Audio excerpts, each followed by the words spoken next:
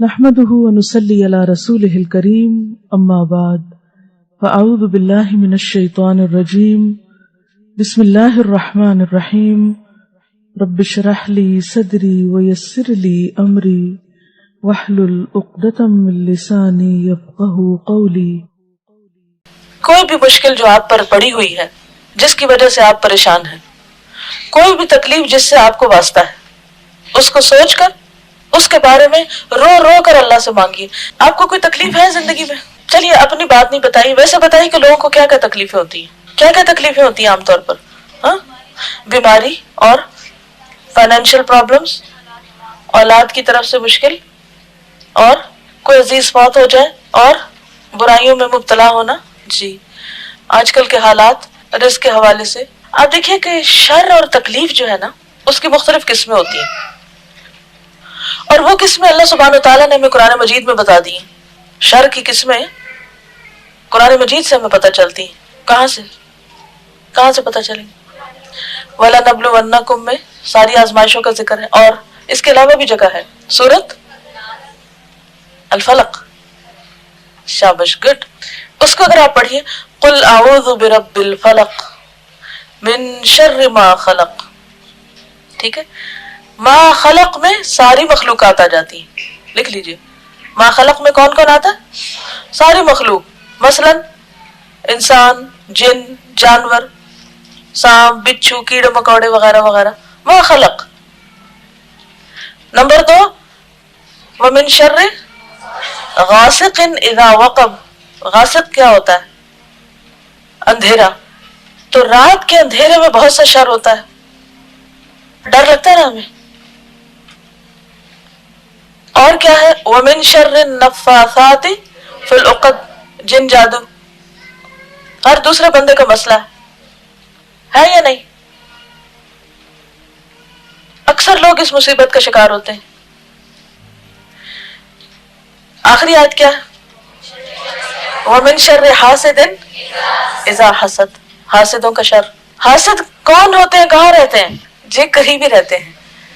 ہر بندے کے حاسد اس کے آس پاس ہوتے ہیں، کبھی بڑے حاسد ہوتے ہیں، کبھی چھوٹے حاسد ہوتے ہیں۔ یہ جو لوگوں میں عام طور پر مشکلات رہتی ہیں نا، اور ایک دوسرے سے لڑائی جھگڑے فساد فتنے، اور ایک دوسرے سے نفرتیں بغض عداوتیں، یہ اصل میں کس چیز کا نتیجہ ہوتا ہے؟ حسد کا۔ یہاں تک کہ بعض اوقات شیطان انسان پہ اتنا حاوی ہوتا ہے کہ ماں باپ بچوں تک سے بھی حسد کرتے ہیں، یا بچے ماں باپ سے، بہن بھائی ایک دوسرے سے۔ وہ تو خیر ہے ہی بہت مشہور، کیونکہ حضرت یوسف علیہ السلام کا قصہ قرآن مجید میں بہت تفصیل سے بیان کیا گیا، جو اس حسد کا شکار ہوئے تھے۔ آدم علیہ السلام کے 2 بچے، تو اگر سگے بہن بھائیوں میں، خون کے رشتوں میں حسد ہے، تو پھر باقیوں کا تو آپ کہیے کیا؟ شوہر بیوی میں بھی ہو سکتا ہے، شدید قسم کا ہو سکتا ہے، اور اس میں سے جو فریق طاقتور ہوتا ہے وہ دوسرے پہ حاوی ہو جاتا ہے اور اس کو ہر طرح نقصان پہنچانے کی کوشش کرتا ہے۔ تو ہم سب اس دنیا میں رہتے ہوئے ایک طرف وَلَنَبْلُوَنَّكُمْ بِشَيْءٍ مِّنَ الْخَوْفِ وَالْجُوعِ وَنَقْصٍ مِّنَ الْأَمْوَالِ وَالْأَنفُسِ وَالثَّمَرَاتِ، ان 5 طرح کی مشکلات اور حوادث کا شکار ہوتے ہیں، اور دوسری طرف یہ 4 قسم کے شر جن کا سورۃ الفلق میں ذکر ہے، اس کا شکار ہوتے ہیں، ون وے اور دی ادر۔ اب پھر انسان کیا کرے؟ بات یہ ہے کہ جب بھی ہمیں کوئی دکھ تکلیف پہنچتا ہے نا، جو بھی کوئی پریشانی لاحق ہوتی ہے، اس کے بعض اوقات بیرونی اسباب ہوتے ہیں جو یہ 4 طرح کے ابھی ذکر ہوئے، اور بعض اوقات اندرونی بھی ہوتے ہیں۔ ہم میں سے بہت سے لوگ صرف بیرونی اسباب کے اوپر نظر رکھتے ہیں، اس نے میرے ساتھ یہ کر دیا، فلاں ایسا ہے، فلاں ایسا ہے، 100 کمپلینٹس، اور کس کو بھولے ہوئے ہوتے ہیں ہم؟ اپنے آپ کو، اندر کو۔ تو ہر بیماری، ہر مصیبت، اس کا ایک بیرونی سبب ہوتا ہے اور اندرونی بھی ہوتا ہے۔ مثلا جسمانی بیماری ہے، جسمانی بیماریوں میں صرف باہر سے ہی مشکل ہوتی ہے یا کبھی اندر سے بھی کوئی ہوئی؟ باہر سے کیا مشکلات ہوتی؟ مثلا سردی لگ گئی، مثلا وائرس نے اٹیک کر دیا، اور کیا ہوتا ہے بیماری جب آتی ہے؟ اب کہتے ہیں نا بخار ہو گیا، کیا وہ ٹھنڈ لگ گئی؟ کبھی پوچھتے ہیں اچھا کیا وہ بخار ہے، وائرل ہے؟ کہتے ہیں نا چلیے مان لیا. کم ہی یہ کہتے ہیں کہ میں نے کوئی غلط چیز کھائی تھی. بھئی وائرس کہاں سے آپ کے اندر ٹپک پڑا؟ کبھی تو ٹھیک ہے سانس سے بھی کچھ چیزیں آ جاتی ہیں، لیکن بہت دفعہ کہاں سے آتی ہیں؟ غذا سے. ہمارے اپنے ہاتھوں کی کمائی غذا سے آتی. اچھا جسم کیوں بیمار ہوتا ہے؟ امیونٹی کم ہو، گڈ، اور ہماری غذا درست نہ ہو، جس فضا میں ہم سانس لیتے ہیں وہ درست نہ ہو، پانی صاف نہ ہو، وغیرہ وغیرہ. اب اس کے ذریعے جراثیم اندر چلے جاتے ہیں اور پھر جسم بیمار ہو جاتا ہے. کیا زیادہ کھانے سے بیمار ہوتے ہیں؟ یقیناً، ڈیفینیٹلی ہوتے ہیں. اور بعض اوقات ہمیں پتہ ہوتا ہے کہ یہ غذا ہمارے لیے ٹھیک نہیں، پھر بھی ہم کھائے جا رہے ہوتے ہیں. کیوں کھاتے ہیں؟ لذت. جسم کی ضرورت کوئی نہیں، صرف کیا ہے؟ نفس کی لذت. اس نفس کی خواہش ہے، دل چاہ رہا ہے، لہٰذا ہم کھاتے ہیں اور پھر کیا ہوتا ہے؟ بیمار پڑتے ہیں. اب سبب ویسے تو بیرونی لگ رہا ہے، لیکن اصل میں کیا تھا؟ اندرونی. نہیں سمجھ آئی؟ بلیم کر رہے ہیں ہم کھانے کو، لیکن مشکل کہاں تھی؟ اپنے اندر. عقل سے کام نہیں لیا، بس بظاہر مزے کا کھانا سمجھ کے اسے کھا لیا. انجام کیا ہوا؟ بیمار ہو گئے. اسی طرح مصیبتوں کے، پریشانیوں کے، دکھوں کے کچھ بیرونی اسباب ہوتے ہیں. من شر ما خلق، غاسق، نفاسات، حاسد، یہ ہے سب باہر کے اسباب. لیکن صرف بیرونی اسباب نہیں ہوتے، بعض اوقات اندرونی اسباب بھی ہوتے ہیں. انسان کا اپنی ذات اور اپنا نفس بھی اس کا سبب ہوتا ہے. اور وہ کیا ہوتا ہے؟ گناہ. دل کے گناہ، نگاہ کے گناہ، کانوں کے گناہ، زبان کے گناہ، ہاتھوں کے گناہ، پاؤں کے گناہ. اور نتیجہ کیا ہوتا ہے گناہوں سے؟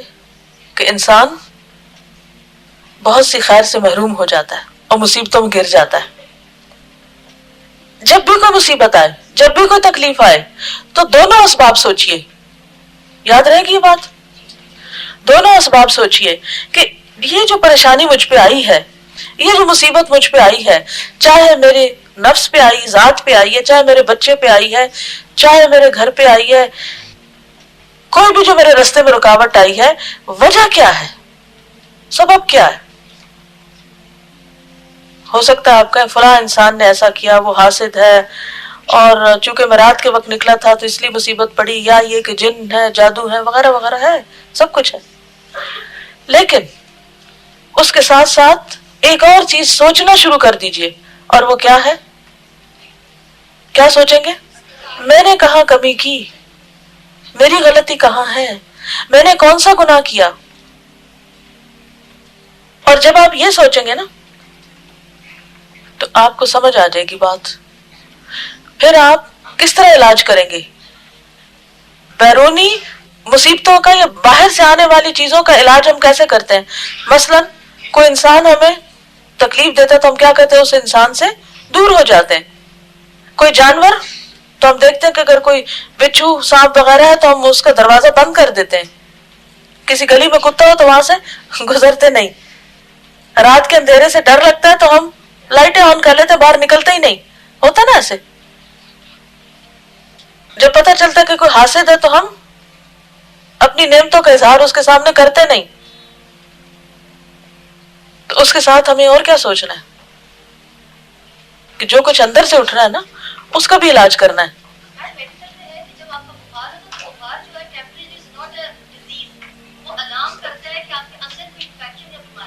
Good good.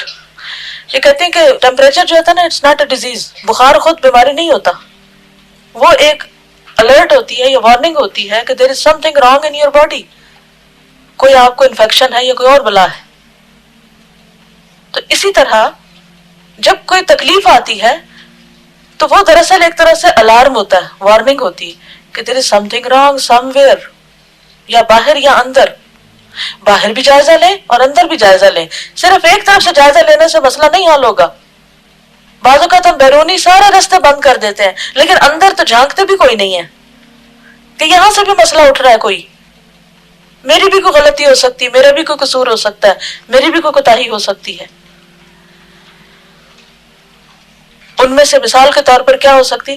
نعمتوں کی ناشکری. کرتے ہیں نا نعمتوں کی ناشکری تو نعمت چھن جاتی. اللہ تعالیٰ کا کیا وعدہ ہے؟ لَإِن شَكَرْتُمْ لَأَزِيدَنَّكُمْ، اگر تم شکر ادا کرو گے تو میں تمہیں اور زیادہ نعمتیں دوں گا. وَلَئِن كَفَرْتُمْ، تو پھر آگے کیا ہے؟ اِنَّ عَذَابِي لَشَدِيدٌ، ناشکری کی تو میرا عذاب بڑا سخت ہے. اور شکر صرف زبان سے الحمدللہ کہنے سے نہیں ہوتا، اس کا اپنا فائدہ جو کل ہم نے پڑھا ہے ذکر اذکار کا، لیکن اس کے ساتھ ساتھ عملی شکر بھی بڑا ضروری ہے کہ جو نعمتیں اللہ سبحانہ وتعالیٰ نے دی ان کو صحیح رستے پر لگایا جائے. مثلا علم کا شکر کیسے ادا ہوگا؟ عمل کیا جائے اور آگے شیئر کیا جائے. اب اگر آپ ایک پورا کورس کر کے گھر بیٹھ جائیں اور کچھ بھی نہ کریں، کسی کو کوئی فائدہ نہ پہنچائے، تو کیا آپ معاف کر دیے جائیں گے؟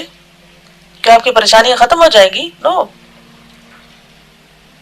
کیونکہ آپ ایک بہت بڑا جرم کر رہے ہیں، کتمان علم کا، کتمان حق کا، تو اس کی سزا دیکھنی پڑے گی.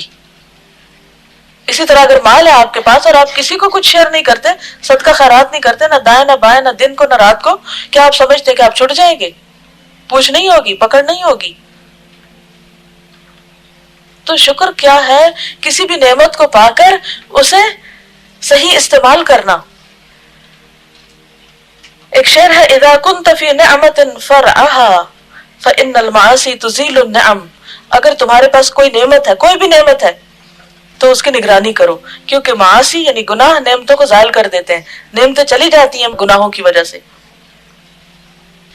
تو اب بات یہ ہے کہ اگر ہم نے کچھ گناہ کیے ہیں جو کہ یقیناً کیے ہیں، ہم میں سے کون کہہ سکتا ہے میں معصوم فرشتہ، میری تو کوئی غلطی نہیں، کبھی غلطی کی نہیں، کبھی گناہ ہوا ہی نہیں، کہہ سکتا کوئی؟ کوئی بھی نہیں کہہ سکتا.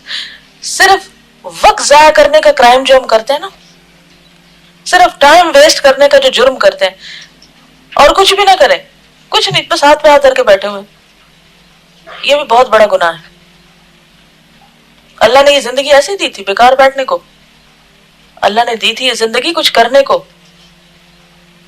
وَمَا خَلَقْتُ الْجِنَّ وَالْإِنسَ إِلَّا لِيَعْبُدُونَ، اور ہم کچھ بھی نہیں کر رہے، نہ ذکر کر رہے، نہ شکر کر رہے، نہ کچھ اور کر رہے، فارغ پھرے جا رہے ہیں، تو اس کا کوئی وبال نہیں آئے گا. ترقی خواہ دنیا کی ہو یا آخرت کی، اس کا راستہ محنت سے ہی آتا ہے. خالی ڈے ڈریمنگ کرنے سے اور وشفل تھنکنگ سے کچھ بھی نہیں ہوتا، کچھ حاصل نہیں ہوتا جب تک آپ محنت اور سخت محنت نہ کریں. کسی بھی فیلڈ میں آپ ایکسل کرنا چاہتے ہیں، یو ہیو ٹو ورک. آپ کو پین لینی پڑے گی، آپ کو تکلیف اٹھانی پڑے گی، کیونکہ اللہ سبحانہ وتعالیٰ نے پیدا ہی انسان کو مشقت میں کیا. لَقَدْ خَلَقْنَا الْإِنسَانَ فِي كَبَدٍ.